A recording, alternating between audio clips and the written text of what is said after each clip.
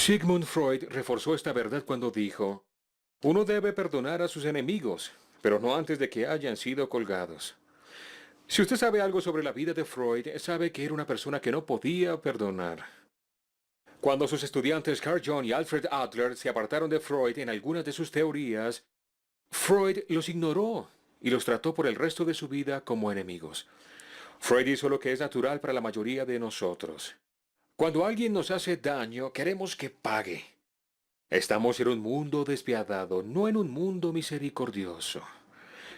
Creo que no hay nada más difícil que perdonar, ni nada más urgente tampoco. Jesús fue categórico. Su Padre los perdonará, dijo, así como ustedes perdonan también. Los cristianos repiten esa frase cada vez que oran el Padre Nuestro. Es una frase aterradora cuando uno lo piensa. ¿Que Dios nos perdone como nosotros perdonamos a los demás? Así de importante es, dice Jesús. ¿Por qué Jesús exige un acto que no es nada natural? ¿Y cómo hacemos para perdonar? Para responder estas preguntas, quiero presentar al Dr. Louis Smith, un hombre que ha reflexionado sobre el perdón más que nadie que yo conozca. El Dr. Smith es un teólogo que ha escrito 2 libros excelentes sobre el perdón. Perdonar y olvidar, y el arte de perdonar.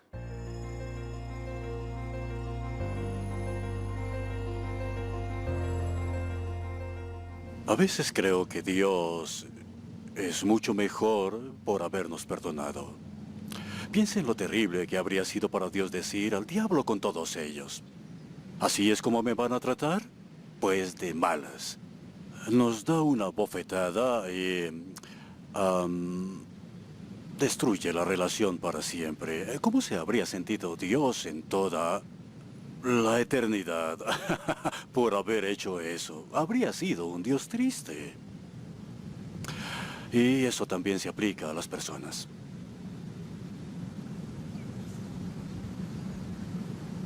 Por estos días, mi amigo Louis Smith y su esposa Doris disfrutan de la jubilación bajo el sol de California.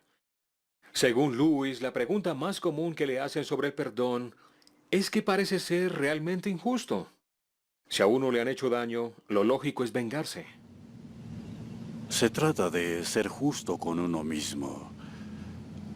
Usted tiene ese recuerdo muy doloroso, bien amarrado dentro de su alma.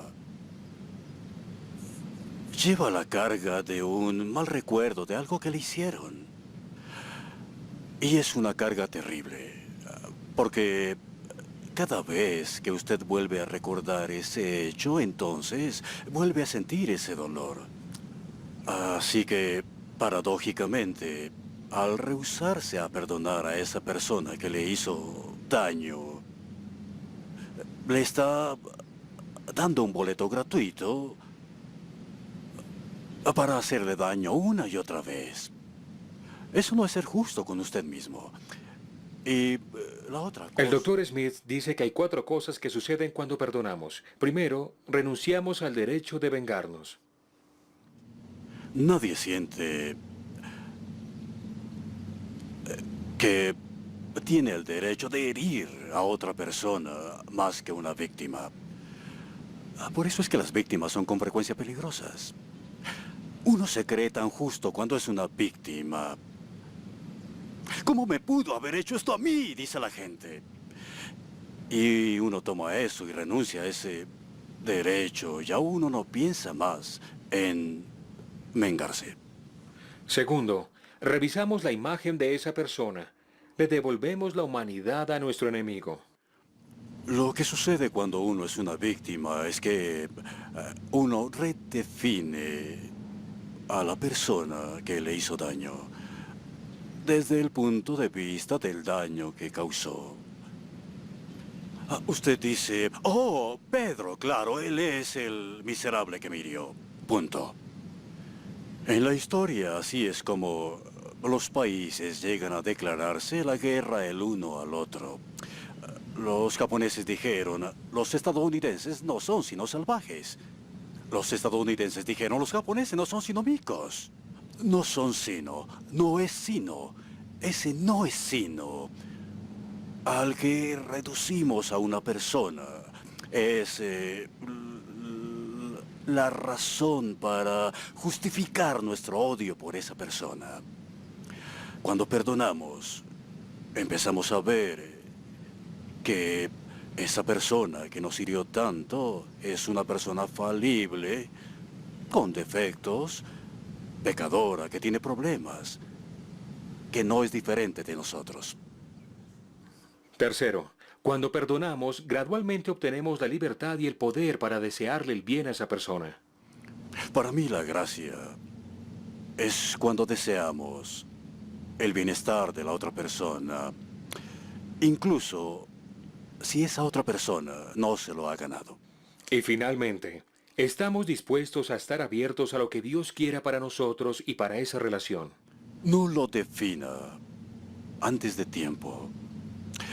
No piense que tiene que tener exactamente la misma relación que tenía anteriormente.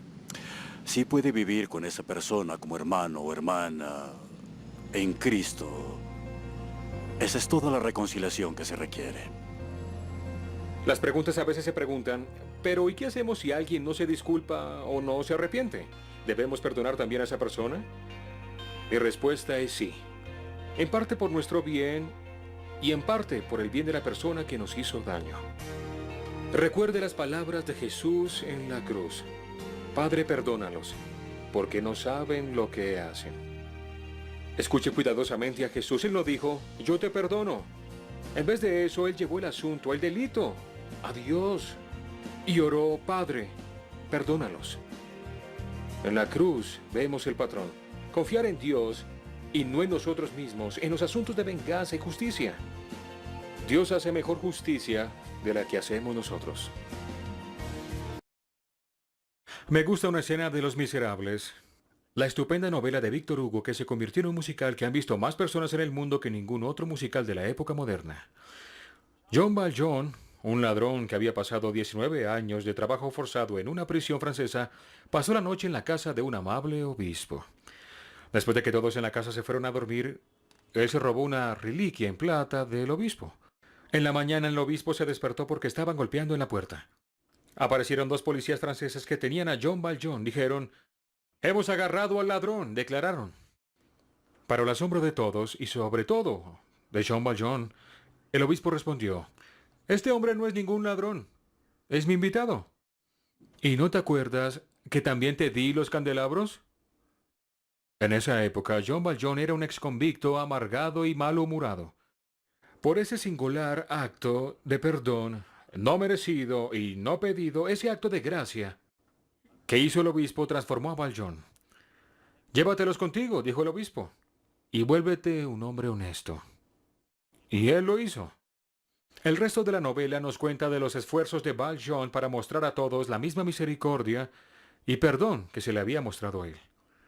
El perdón tiene un poder sobrenatural. Actúa en la parte que perdona y actúa también en la parte perdonada, como Jean Valjean. Y en un acto extraordinario llega a unir a esas dos partes. Pero trataremos este asunto en la próxima sesión.